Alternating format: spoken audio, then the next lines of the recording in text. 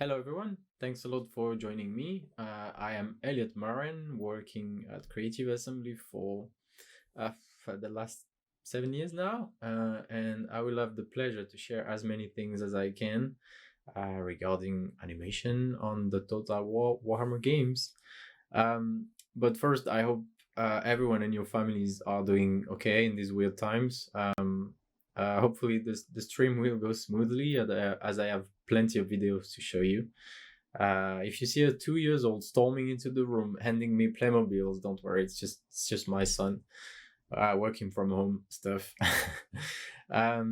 Before we start, I will apologize in advance for my broken English. As you can hear, I am French and I'm still learning English. And lastly, just so you don't get your hopes too high on this presentation, I have to say that I don't know PowerPoint at all. So this will be the only nice slide that you will have, and it's not mine. All right, let's go.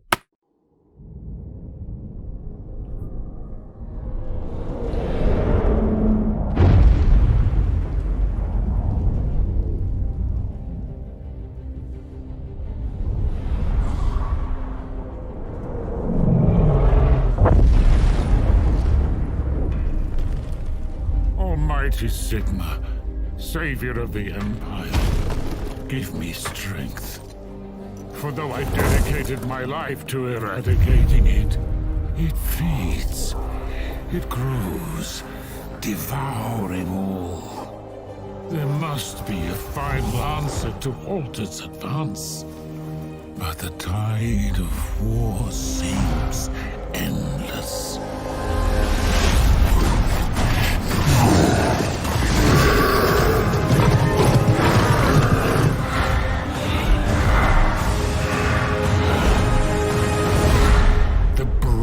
Unthinking bloodlust of the greenskins, the twisted ambitions of the undead.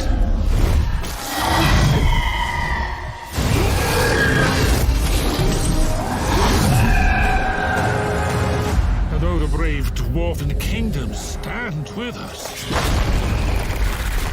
truly, what hope is there? Against countless horrors that cannot be named, let alone fought by mortal means.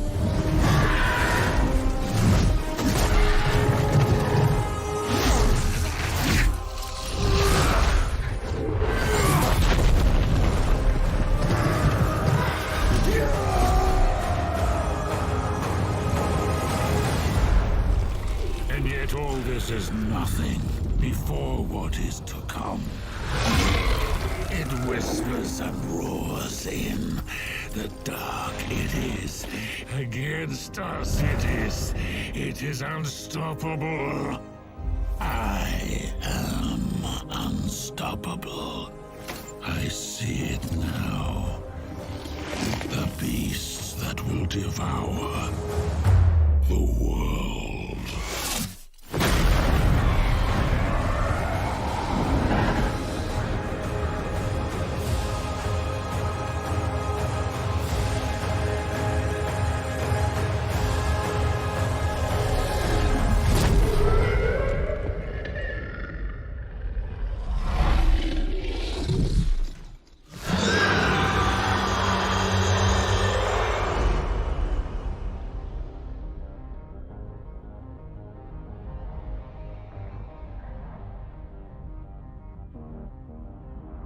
So I'm mainly going to talk about this game and more particularly about its animation.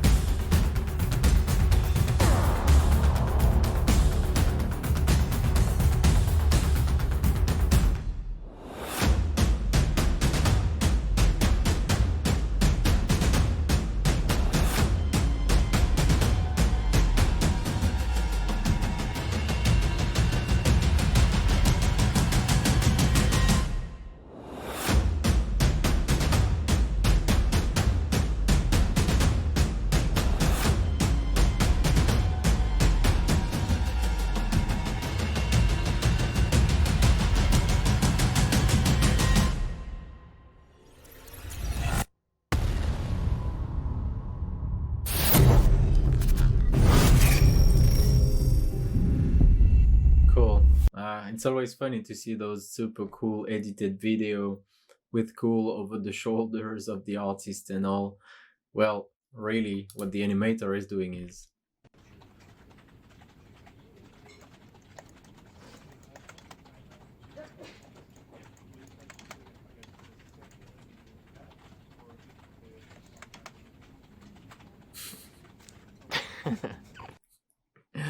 as you saw, if you know animation a little bit, you saw that he rotated the heck out of his animation. Anyway, okay, so just a quick presentation of the games we are making. So the Total War franchise started with the historical game, with 3K being the latest one, and more recently the fantasy branch, with the Total War Warhammer games and all its DLCs.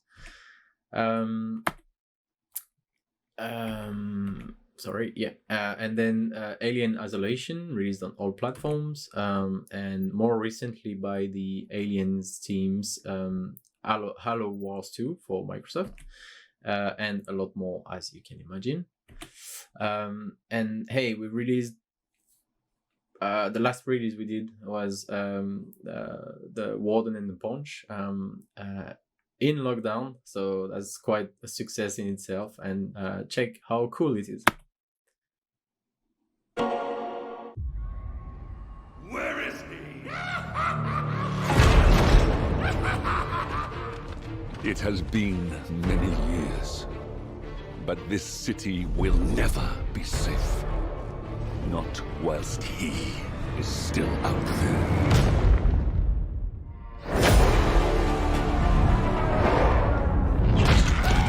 We'll show them pointy ears! We'll show them all! He's immensity! He's enormously as we can!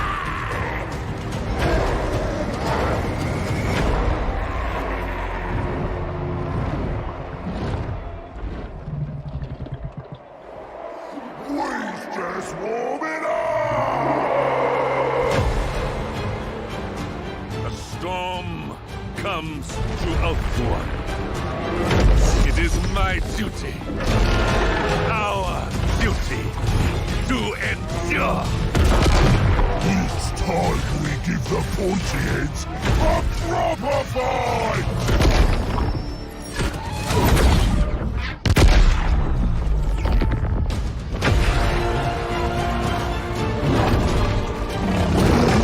Stand with me!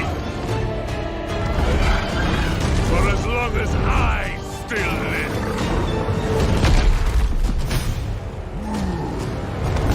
Our Icarus will never fall!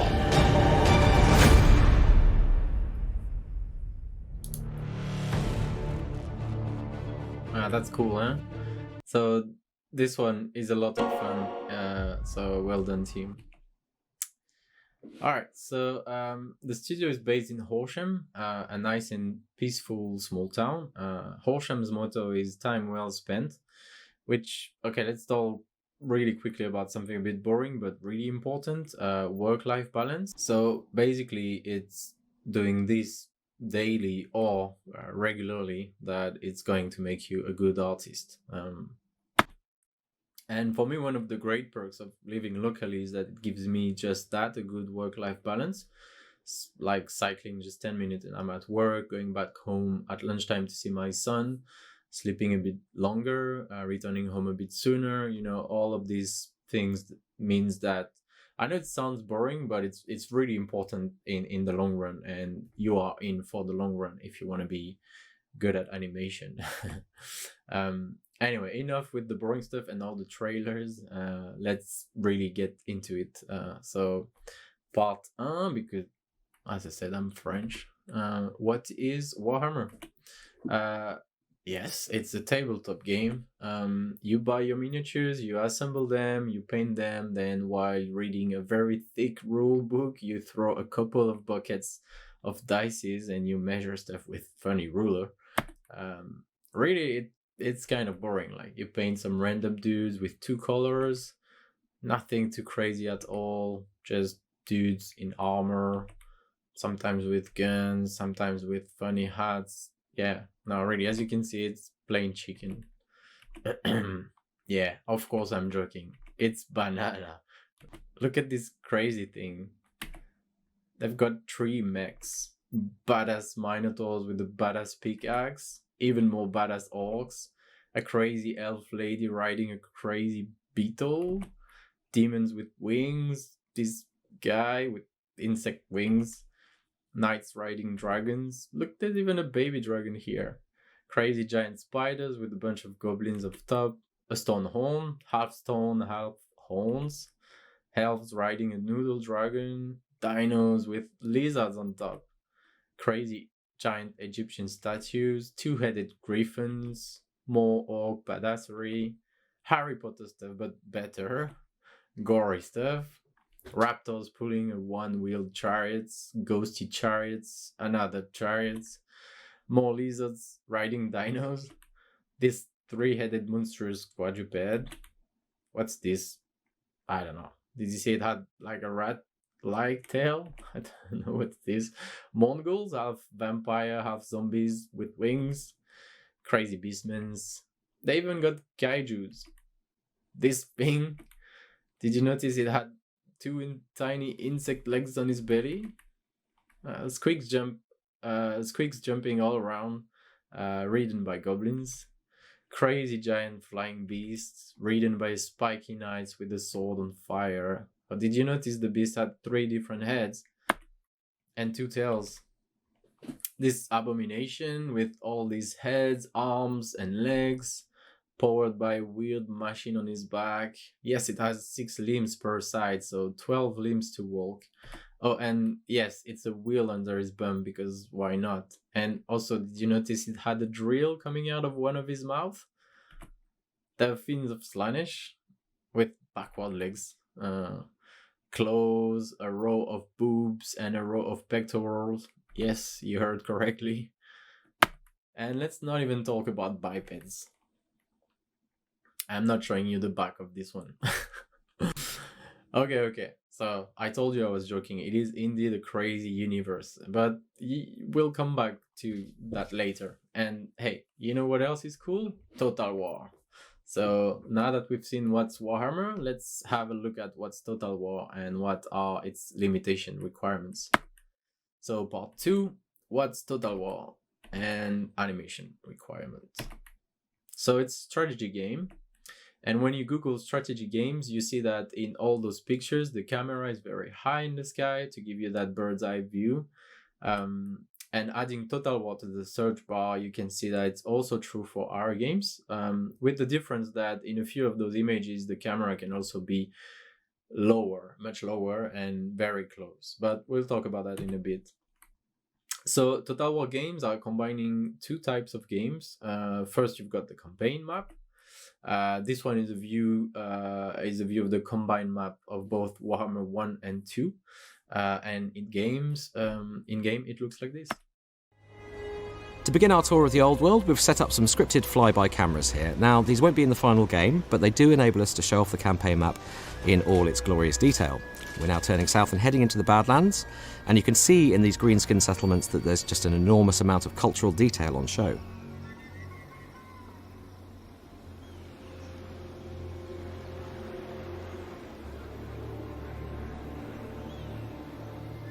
Over the marshes of madness now and past the Pillar of Bone, which is a magical fulcrum and forms a sort of epicentre for the winds of magic. So if you have a battle in this region, your spellcasters will have tempestuous levels of magic to play with. Up into the southern reaches of the World's Edge Mountains now, and we're getting firmly into dwarf country, an area in which the greenskins are eternally encroaching. Now there's a dwarf master engineer there, one of the dwarf hero types, so he doubles as a campaign map agent and a warrior in battle. And as we head north, you can really see the change in environmental lighting in the skies, which really alters the atmosphere across different areas of the map as you move around. Okay, here's Karazakarak, the dwarfen capital, with Thorgrim and his army there guarding the gates.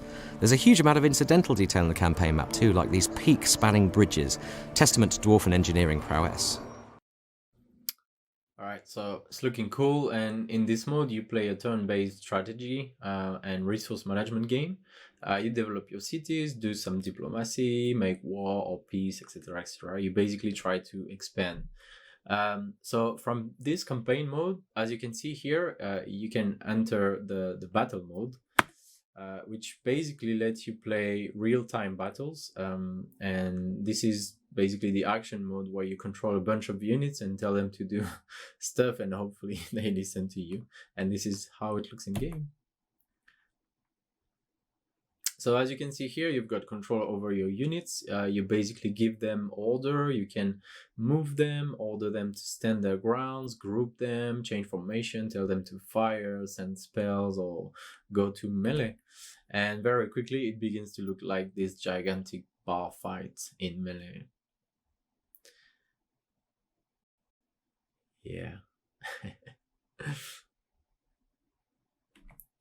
So I'll mainly talk about battle tonight, and let's start with the camera.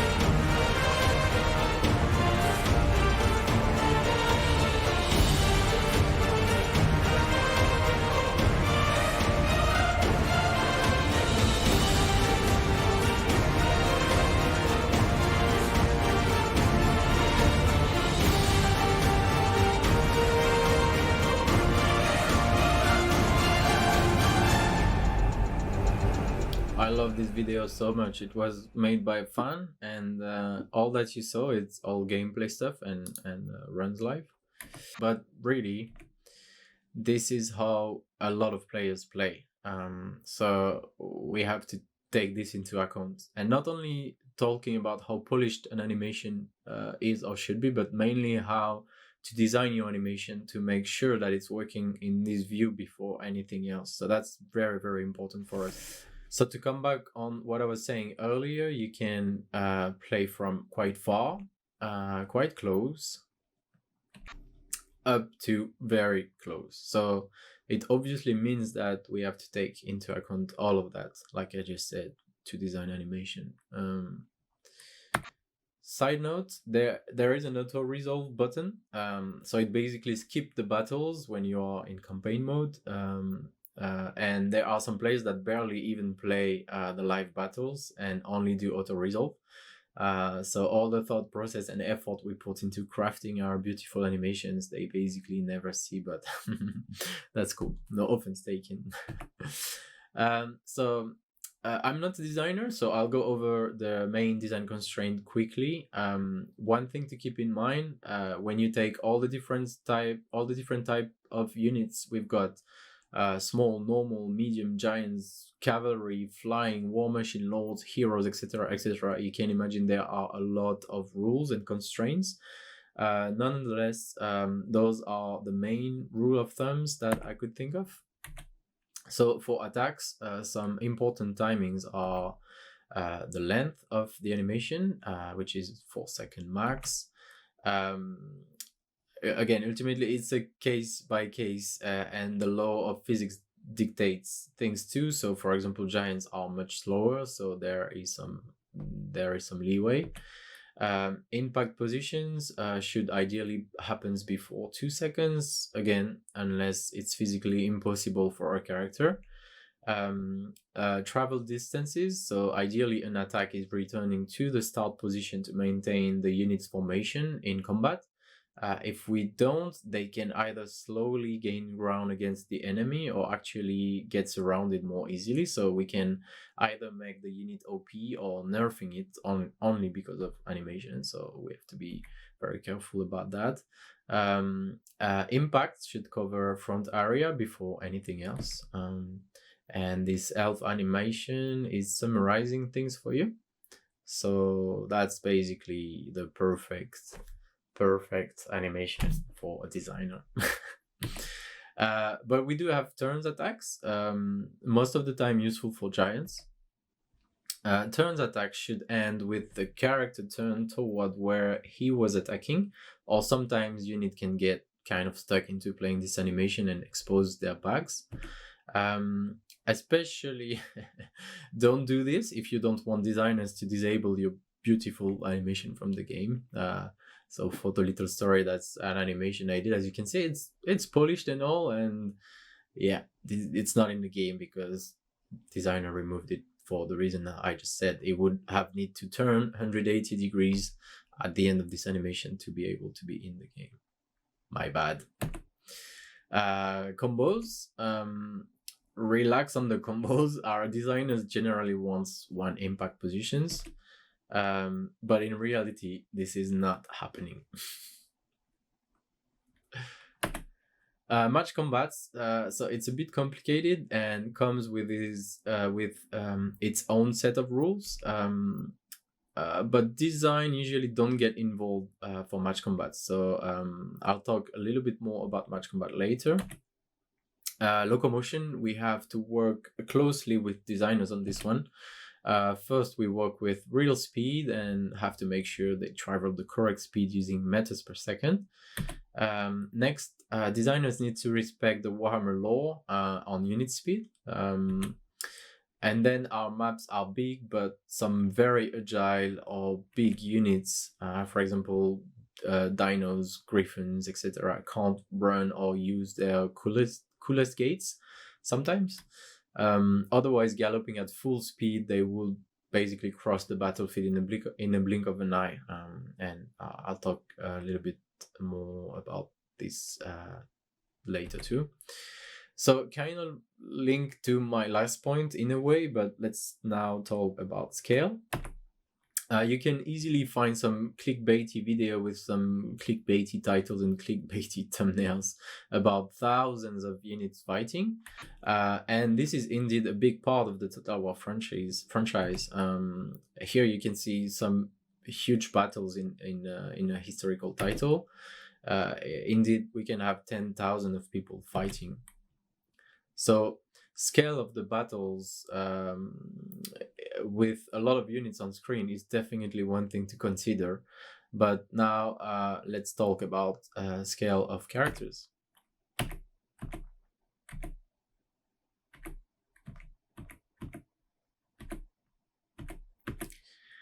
I miss animation so much, I have to do it in PowerPoint. So scale of characters. So this is a big thing in Total Warhammer games, and a big difference between an historical title and a title. So we've got all the sizes. Basically, take your pick, from very small to very huge. And cool. So again, kind of linked, sorry, but we've got a lot of different unit types. So to keep things relatively simple, and use the high elves army roster as an example.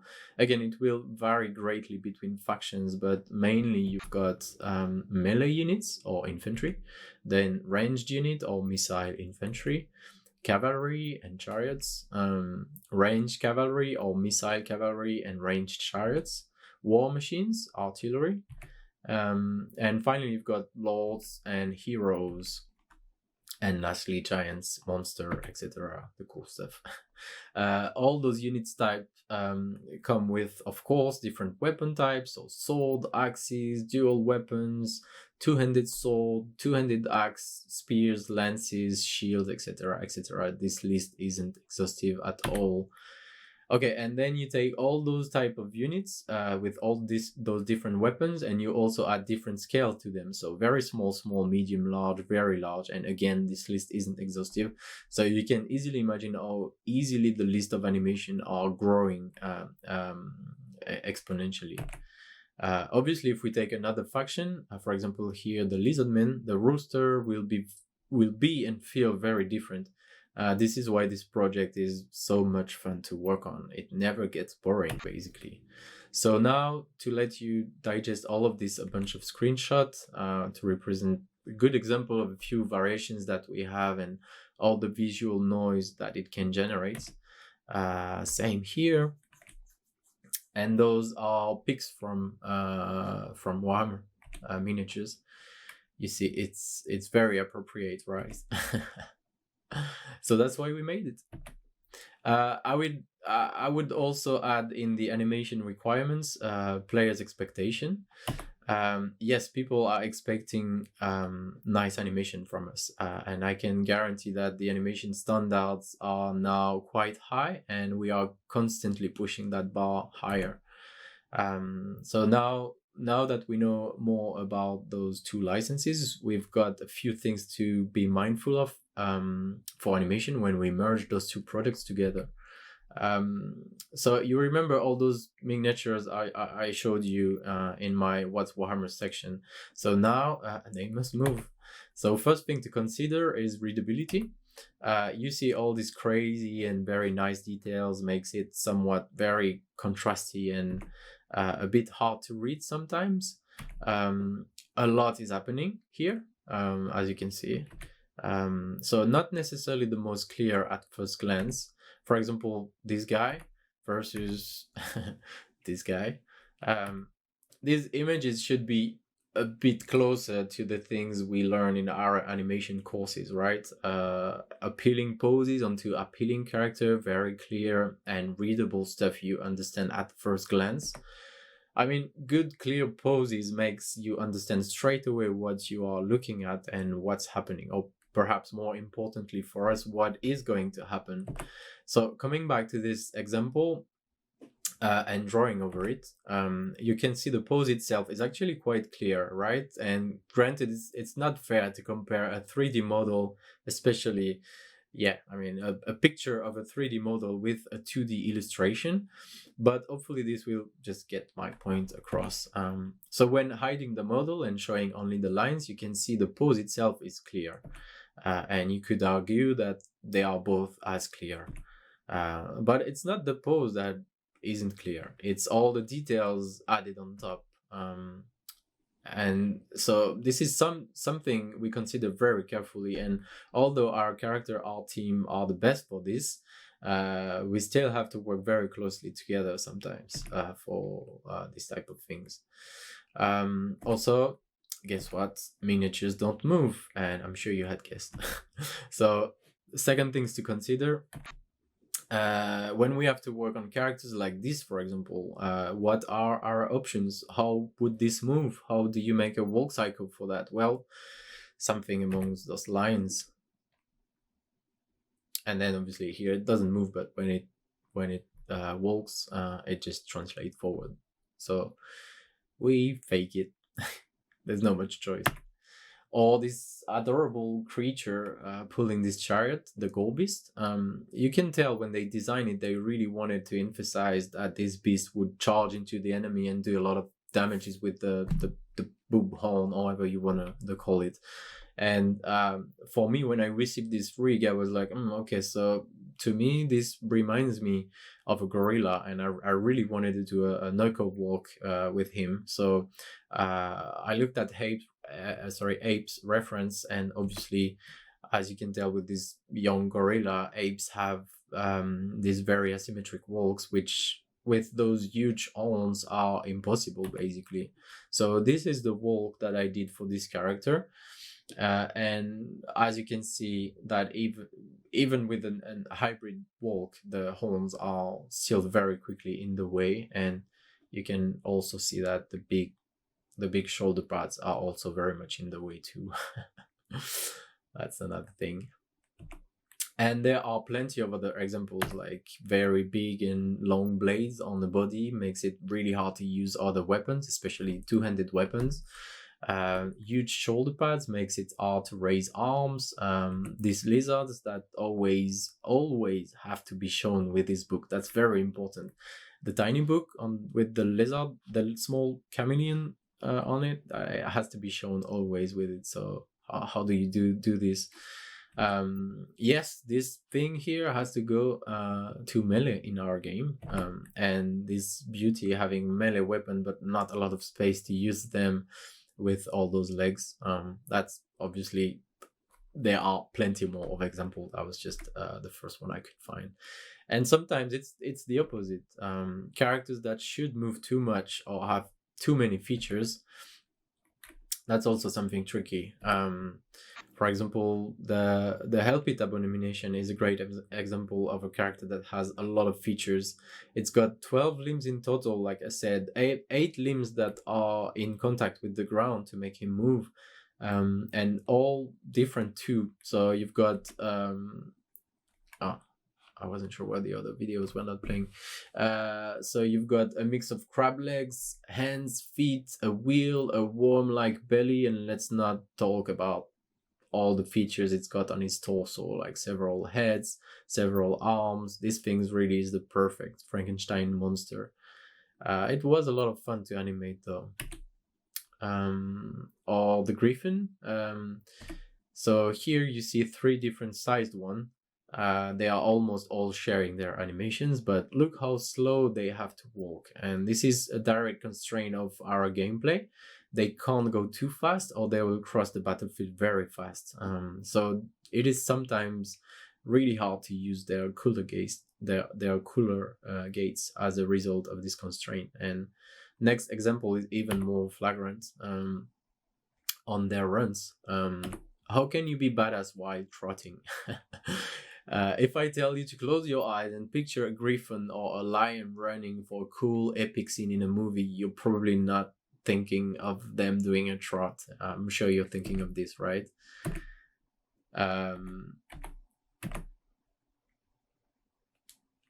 Yeah, you're thinking of the one in the middle. And that's what I am thinking personally, but this is the charge animation. And the charge animation, well, it's only seen for a couple of seconds. The most seen gates will be the run. So it is sometimes a little bit frustrating, but this is a very important balancing constraint. So that's a direct result of working with all those different scales. And those are just a bunch of other slow gates. Sometimes it really helps sell the weight, like on the giant on the right. Or it's working perfectly on the Necrofex Colossus, the giant ship mech, or even a giant crab. But sometimes it's just too... sorry, next slide by mistake. Sometimes it's just too damn frustrating, like with the giant lizard, or I mean, look at how slow that dragon walk is. It is almost comedic in a way, the one in the middle. And nothing wrong with the animation itself, it's just obviously the gait that does not fit too well the type of character. But there's no other way around. his run feels much better though, although it's a walk, but yeah. But it's a dragon, so he must be fast when he's flying, right? So that feels much better.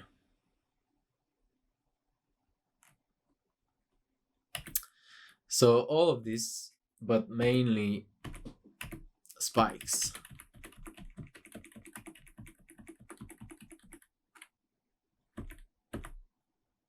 Sorry, I went too fast. Yes, Warhammer is very spiky, so we have to live with some intersections. um, yeah, just deal with it. So part 3, how we do it. So our animation system, I'll go over quickly our animation system. Then I will talk about our workflow, and let's start with our animation system. So I'll talk a little bit about our tools too.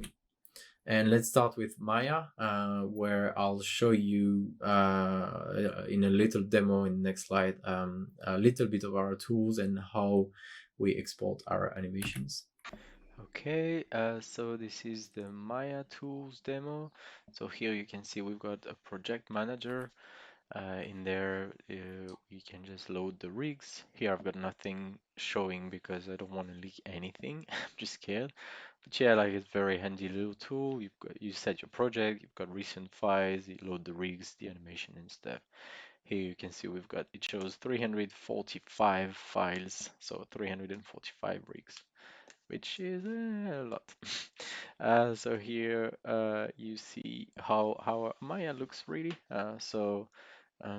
Here it's playing a command idle too. I will just try to show you when to export the animation, what the process of exporting, sorry. We've got the layers, the anim layers, obviously that's in all Maya, the Total War shelf. So those are all a few of our tools, I would say. I will not go over all of them because I don't have the time, but retargeting, batching, secondary dynamics, things like that. It's great. The main one we use is the animation tool here. So that's this tab here. So I'll just go over very, very quickly. Yeah, it's just like a bunch of handy tools, similar to small scripts that you would have. Some rig tools, so a really handy one, which is the align anim root button. We really need to use that. So the anim root is this thing, it's just like it's the collision box. It's what animates the collision box, or rather what the collision box use as information.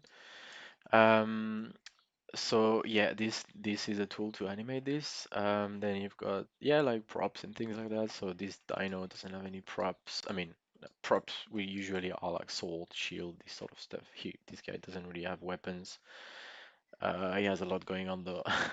And then this is the anim library. So here again, I'm sure you can guess, I had to show only a few things to not uh, leak anything.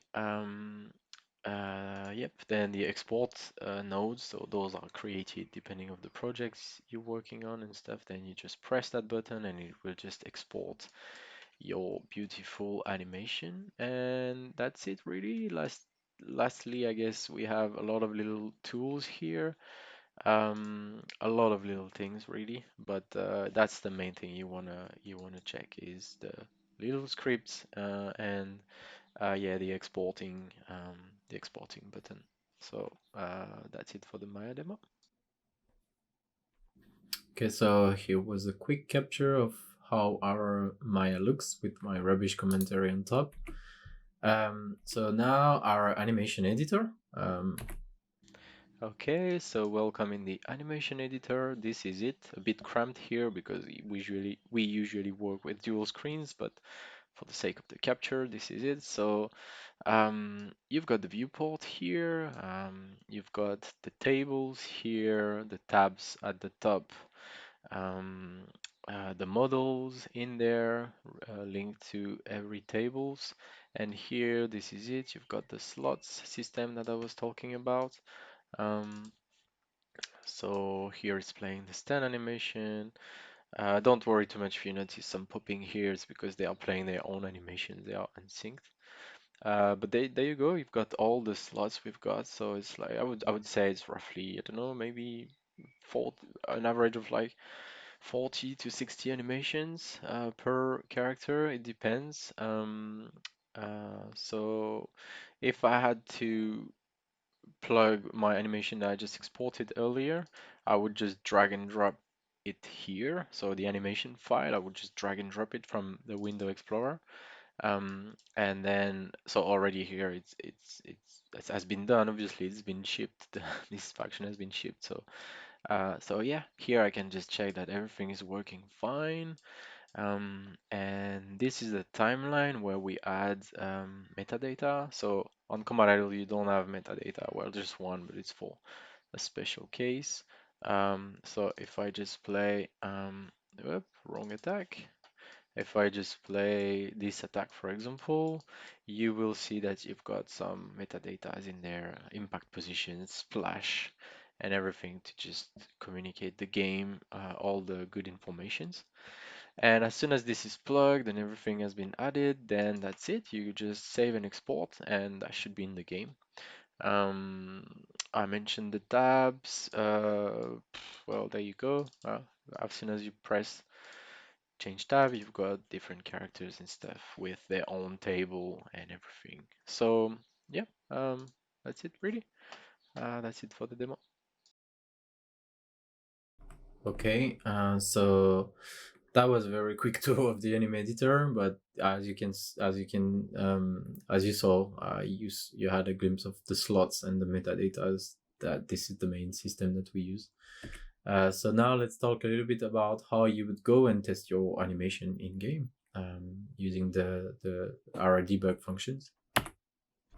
Okay, so welcome in one of our test map. This one is the flat one, as you can tell. So this is the enemy line. I will just make sure that they don't start firing at each other. For the sake of placing them, I will just place them behind the yellow line. And this is my stegadons. So I loaded up a bunch of stegadons. This is what you want to do really. Have a look at all the variations you've got and everything. So for the demo, we'll just have a look at the feral stegadon because it's going to be easier to focus on the model rather than this one, which has a lot of stuff happening on his back. Whoops, I right click. So here you can see this is our debug menu. So I'm not going to go over too long, but I've got few more options than the random player. Mainly this one, ignore deployment border and show history, which basically is gonna be, oh, I need to show the lines. This nice debug text here, which tells me information about which slot it's playing, which animation it is, how long it's been playing this animation for, and the blending time and everything like that. So what I'll do is I'll just take this guy and put him much closer to the enemy line because ultimately we just plugged a combat idle. So to trigger combat idles, you need to put them either in combat or either closer to the enemy line to be able to change stance. So now what I'll do is I'll just start battle, and you will see as soon as I do this, he should change stance, which he just did. So now it's in combat ready mode. So what I'll do is I'll just pay attention to that list, and there you go. We are lucky as soon as he starts playing Combat Idol 2. So now you can see, let me show you here, is showing Combat Idol 2. I will just slow down the game, so much slower than what the player can do. The player only has control here. We've got much slower control or faster.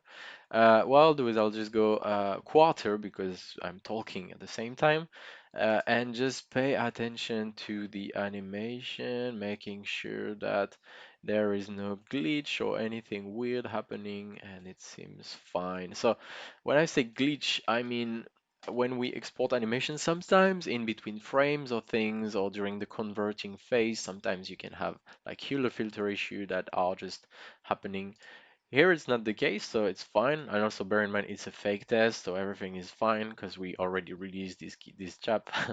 So here is playing it again, as you can see. So it's kind of random. I don't have a say right now of saying play this idle, please.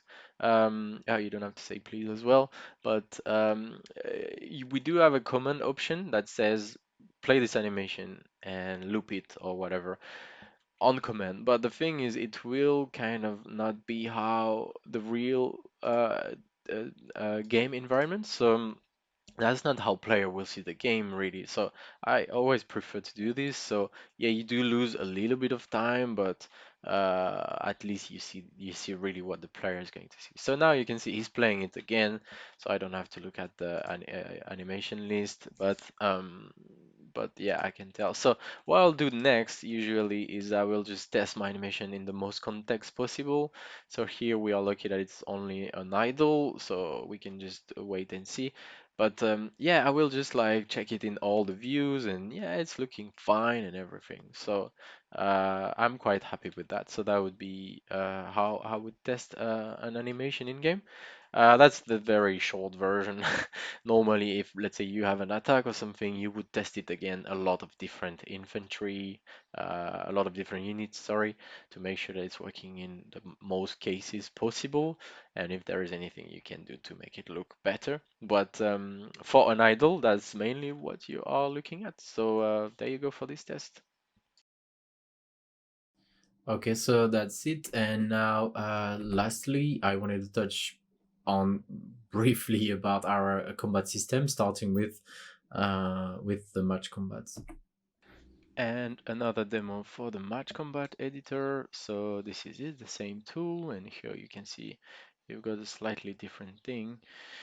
I can't really show too much again, or I'm afraid to kind of leak stuff, which CA will definitely not be happy about. So, yeah, that basically match combat is basically that. It's like see it as like a kill animation. So we usually do big versus small because this is what has the most chance of being seen in game. It creates a really nice wow moment as well, where suddenly the player will just see that cinematic animation that is nice. Um, but yeah, that's it really. We also have a very few. Um, I mean, the problem with Match Combat is that we are artists and we've got a lot of ideas and a lot of we're dreaming. We dream a lot. So obviously for us, those characters they are all, we just want to play with them and we just have a lot of ideas and things. So this one, for example, is like the other way around, where the guy is killing a troll. We wish we would be able to do this more, but those match combat are very costly.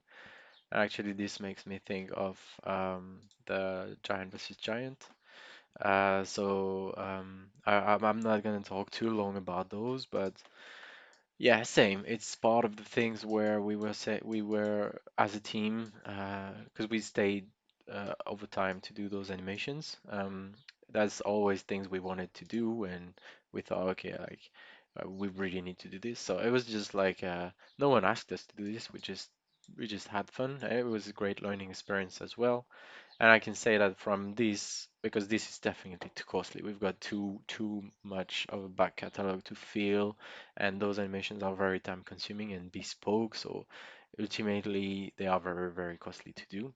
But we are working on a alternative system, a bit more optimum, I would say, for our game and the amount of content we've got.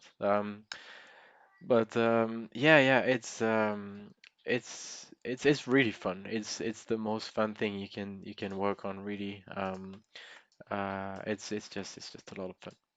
So yep, that's it really. I won't show you how to plug those because it's very boring. Only the animation is cool. The thing I would say though is just pay attention to like how many victims we've got. So those are all the variations we have to do of the same animation, only because, well, there are a lot of different victims that they can be played. So yeah, it's very time consuming. Cheers. Okay, and I wrote Unsynced as title, which doesn't really make sense for you, but I know there are a lot of players that keep referring to older historical titles animation as the best, and which new as Total War title had, for example, Shogun's 2, Shogun 2's combat system, sorry, which basically was match combat only. So just to touch on that very quickly, Shogun 2 or Rome 2 or historical projects in general have one skeleton, like one human skeleton on Warhammer. You had a glimpse earlier. We've got over hundreds. I mean, we've got, yeah, over 300 different skeletons and counting. So coming from Rome 2, we had to simplify a great deal our animation system. So this project is unfortunately too big to do match combat only. It's simply impossible. So now I will touch a little bit about our workflow. So it's first pass, second pass, polish workflow. First pass, it's basically we start with research and gathering. It's not always possible, but when it is, it's always good to know in advance what your next task is going to be. And when you do, start to make a headspace for it. So you don't necessarily want to start gathering a reference at this stage, depending of how close you are to start the task, but it can just be starting to think about it to let the creative process warm up a bit. Sometimes, things take time. So on day one of the actual task, yep, now this is definitely it. Pinterest, YouTube, Vimeo, BBC, Motion Gallery, etc. Anything to help you find reference or inspiration. But I personally have a few Pinterest boards that obviously I look on for videos and stuff, but when I can't, or when I have to deal with a tricky, or when I used to have to deal with a tricky character and I had no clear idea at first on what to do, these Pinterest boards helped me, put ideas in my head, like seed ideas. This helps me a lot when I don't really have a clear vision of what I want to do. And in this one, it's basically stuff I either simply like or that sparks any sort of ideas in my head when I see it. So it's super random and personal, but it's very useful for me. It just somehow jumpstarts my creativity. For example, I'll try to explain a bit what goes in my mind.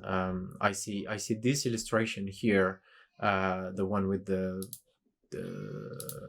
this one, and I don't know, when I see it, I immediately picture the dude with the afro to just smash things with his bat, and then ultimately he smashes the basketball of his croco friend, and onto something else. So it's super random, and that's obviously very personal and somehow violent too.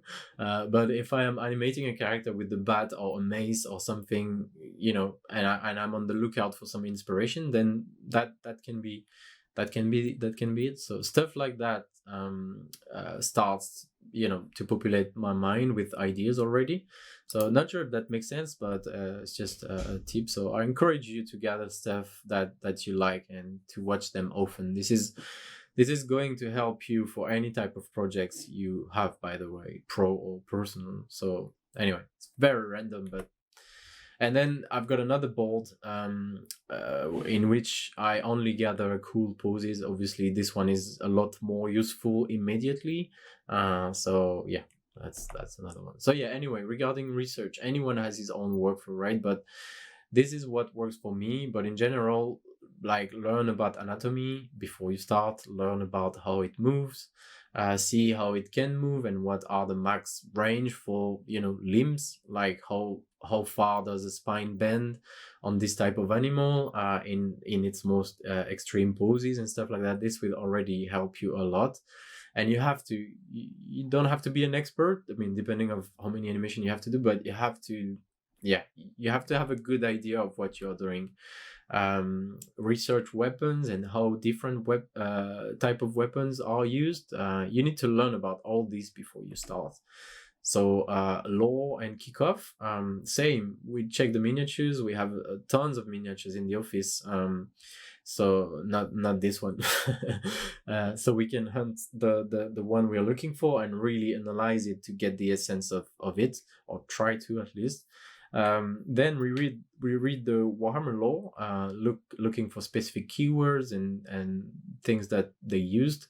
For example, striding across the battlefield like a god of war evokes a completely different image than slithering in from the shadows, right? So it can be good to pull 3 words or adjectives you think would define your character well. For example, graceful, proud, and drilled, versus will look very different than savage, intelligent, and offensive. So write those words down and regularly double check that your character is matching these words. If you can't guess who they are, the first one was the high elves, and the second one the lizardmen. This is also when we have kickoff meetings with designers, where they tell us how they see this character and how it will be played. We mainly learn about our constraints in those meetings. This is also usually a nice brainstorming moment when anyone can throw ideas.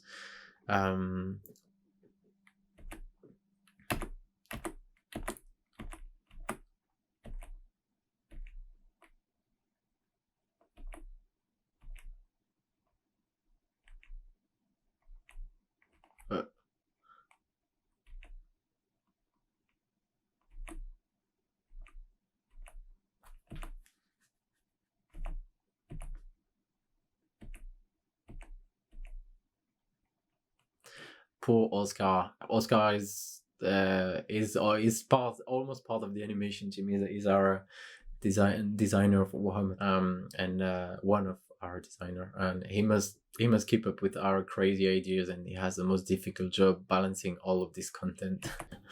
So next, we already started doing this with the kickoff, but we speak with the riggers because they have already thought about how it should move. We speak with the modelers because they have already spent a lot of time with that character, thinking about every little details. We are also communicating a lot with the animation team too, so we ask for reference, ideas, opinions, etc. constantly. And next we've got planning. So this is obvious, and it could well be the first thing we actually have to do, but figuring out how long you've got for your task and plan things accordingly. So this sounds like a really dumb advice, but you have to get an idea before you start, because if the task is 10 days long, it's going to be very different than like a 30 days task, for example. Also, there's a saying, right, that no matter how long you've got, 20% of your animation tasks time should be planning. And 80% should be animating. Planning means, of course, reference, thumbnailings, etc. You want to try to avoid as much as possible the unknown. Being in the unknown zone is when you lose time. So next we've got testing. Obviously, you want to test your characters, slap some poses, try different attitudes, extreme poses, and while you do that, you will also familiarize yourself with the rig.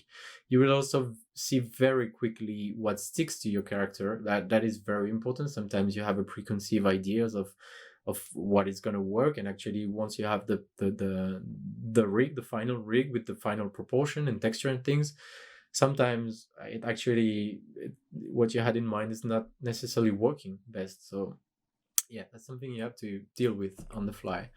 And R&D, I wrote kinda because it's always very tied to R&D characters, unfortunately, for us. But it is very rare, I should say, when an animator goes in the wrong direction.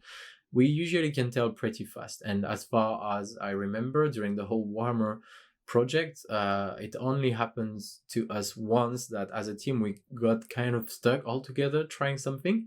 And if you can't guess, Tomb King, that was Tomb King. It was very tricky because we decided we were going to try to basically do statues. So no one told us statues does not move. At the end, it was one of our most successful DLCs, but yeah, it was a struggle.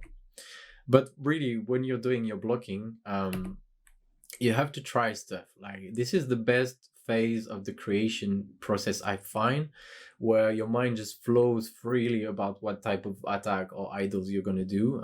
Don't just start for the sake of starting. No. Take a step back, check all the infos you've gathered, and try to find a good and fun ideas. Like, tell yourself that you're gonna make it exciting and cool. So it's easy to say, right? But I'll be giving you plenty of tips in a minute. So obviously during this whole process, we test things in game constantly. It's a constant back and forth between Maya and the game. So again, go crazy or go home. This is the time to prototype, have fun, and try stuff. So try to find what's working with this character, what makes him cool. The ideas that are the clearest at selling a character and making an action cool and memorable are the one you should keep. So very quick and rough blockings are enough. Like, throw the rest in the bin. It's part of the creative process. And at any stages of your animation, action has to be clear, readable, and memorable. That's very important, especially if you recall that the camera thing I was saying. This is very important. This is a phase where we have to be open-minded. Like, your animation might have a lot of retakes or completely change or even be rejected. It shouldn't be a big deal. Like, if you recall the animation I showed you that was cut, that was my mistake, because I shouldn't have done that animation at that stage before it was rejected. So you see, it should have been much rougher than this. Even though for this animation the story is a little bit different, but you get my point. Yeah, it shouldn't be a big deal if your animation is rejected or if you have retakes, because yeah, rough blocking shouldn't take too long to change or redo. So that should be part of it. And once basically we call the first pass completed when the character has all the animation required, the game doesn't crash or asserts about your character. You tried all the ideas possible and you only kept the best one, and you are in a position you are in a position to just polish what you have. So second pass now. But before that, usually there is a slight pause. We are waiting for design to review our first pass. And when they've reviewed things, usually it's only a thing or two that needs tweaking. And then we can move on to the second pass, blocking plus, basically refining your blocking really. So some tips could be: start with the root, then work each part of the body up or down. Focus on arcs, timing, and spacing first with clear staging in mind. And polishing next is probably more useful for giants. Like, now is a good time for fingers, toes, pass, facial poses, etc. I say good thing for giants because obviously when you saw all the different sizes and scales, very, very tiny goblins will need less polishing than a giant, purely because of the screen space it takes once in the game. So yeah, like I said, fingers, etc., or secondary animation dynamic, the secondary animation, which are like cloth, hair, and things like that. And then proper polish. Again, usually there's another pause here. This phase usually comes after a few months of having done other stuff. So this is really polishing. So really polishing. So we remove or replace animations that we don't feel like are working anymore. This can sometimes happen after a few months. And what we really want to keep, we polish here and there. So fine-tuning things basically. So obviously we also fix anything that needs fixing. Like bugs and things like that, or functionality. Sometimes, since we don't work all at the same time, but it can happen sometimes. So sometimes you are blocked, you're blocked by another team, you have to wait a little bit. So polish, the end polish is basically the final one. So there you have it. It's a bit complicated, I know, but to sum it up, basically, there you go. So now I'll show you examples. So what I'll do is I very very quickly show you my my whole progression for a hand key character, and then I'll show more example of how we tend to do things. So side note though, I started animating this character and then I became lead of the project. So Spence kindly helped me out finishing this character, basically polishing and creating new stuff. But what I'll show you next is, it was my blocking, and then he finished the animation at the end. So when I start by checking the concepts, and which is what you see right now, and talking with the teams. Someone told me, hey, check the Lego movie, there's a similar character. Which I did, and ain't that funny? Like it's very similar indeed. So I then did my researches. Just wanted to show that a bit more. I then did my researches and figured out how to walk with a peg leg. So you see, this guy had to make this cool thing.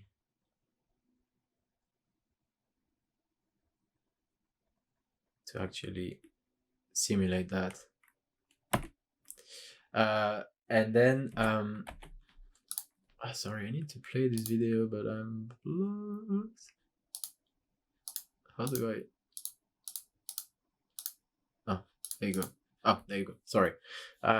So turning around the character in T-pose and listing his strength and means of attack can help. So then I explore ideas. I do very quick thumbnails. That's the only one I could dig out for this character, which are not gonna be. They are in the game almost, but it's not going to be the animation I'm going to show you anyway. So in parallel, I also do pose research in Maya.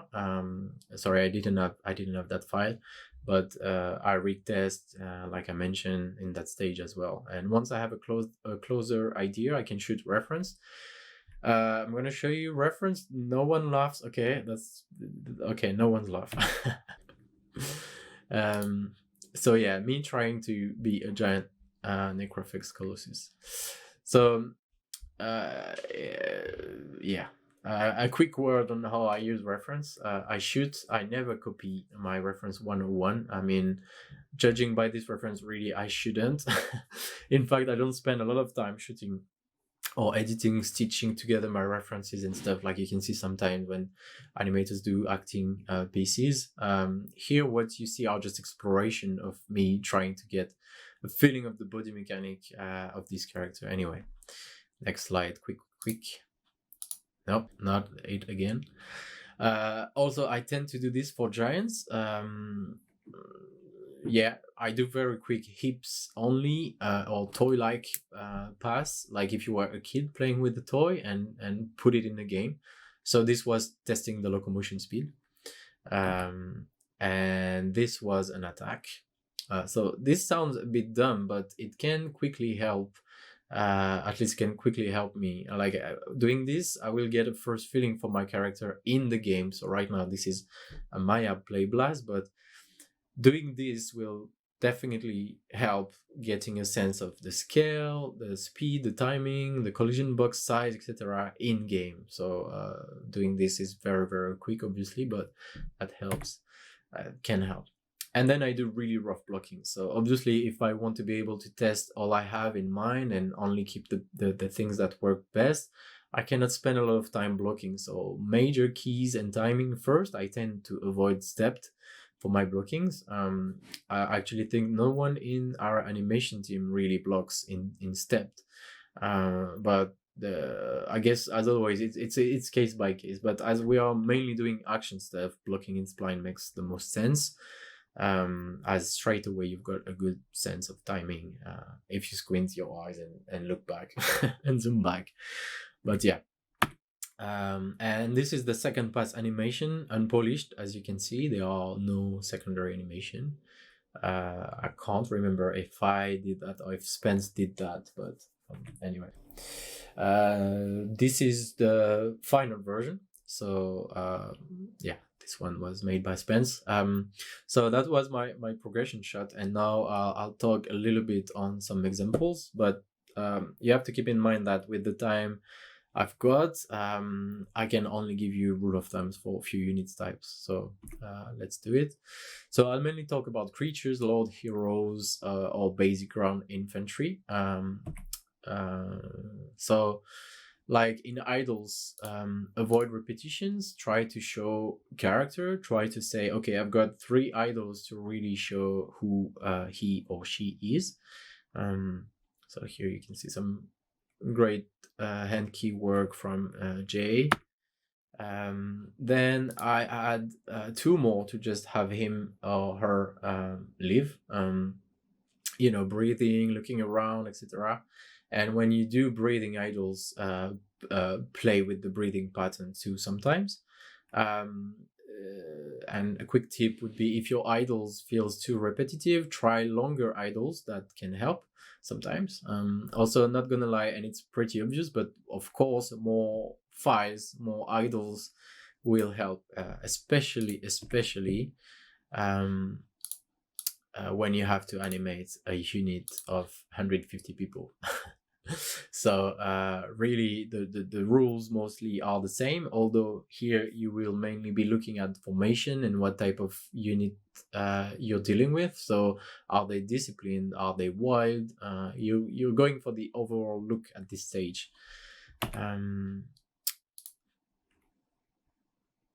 And obviously quite a different feel here.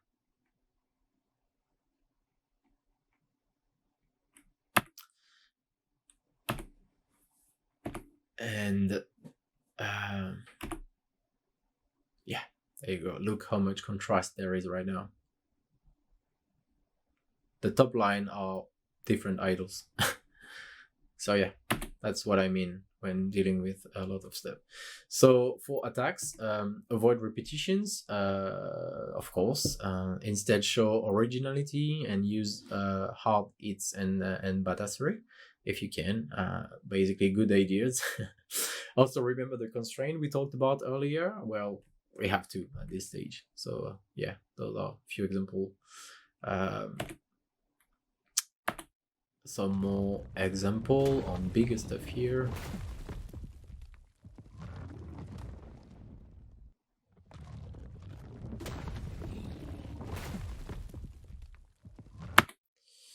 Okay, and for the death, sorry,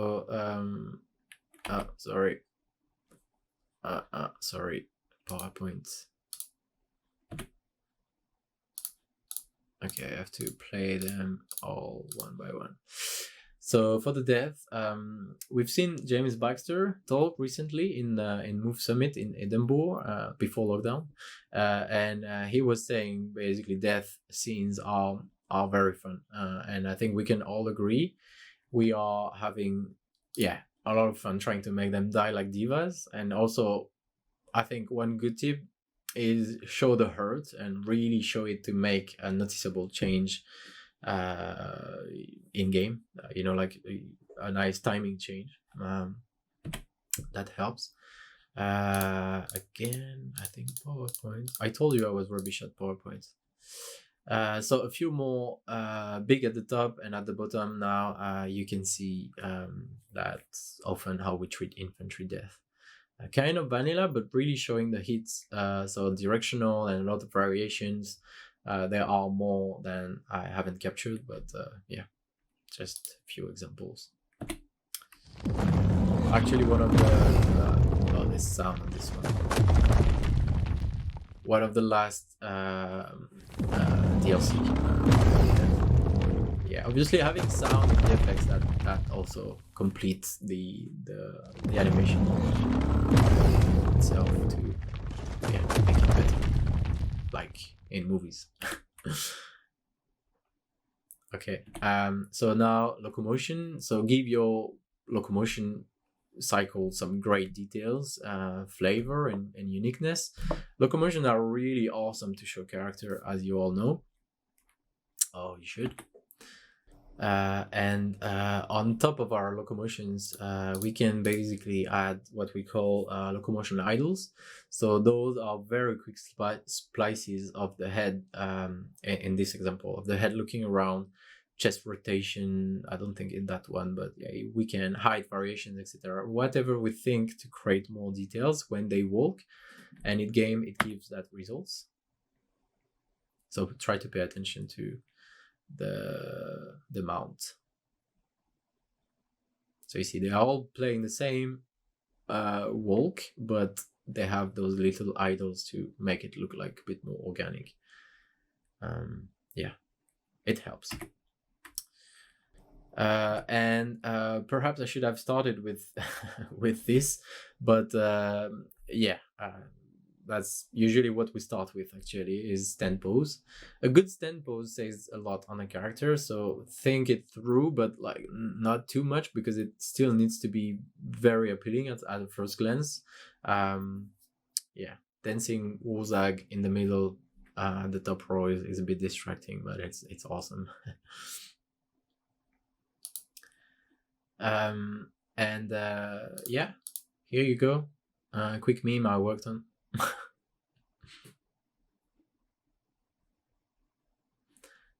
I love the what production think we do.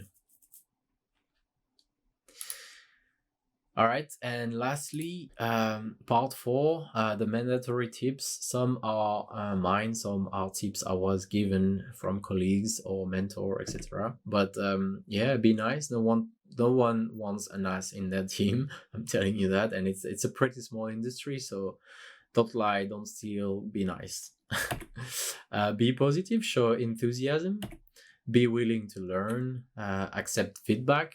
And you should welcome it, especially when you're a junior. Be willing to share, work hard. Sometimes extra work is expected. It's a line of job where you have to prove that you can take more responsibilities or work on more important stuff if you want to.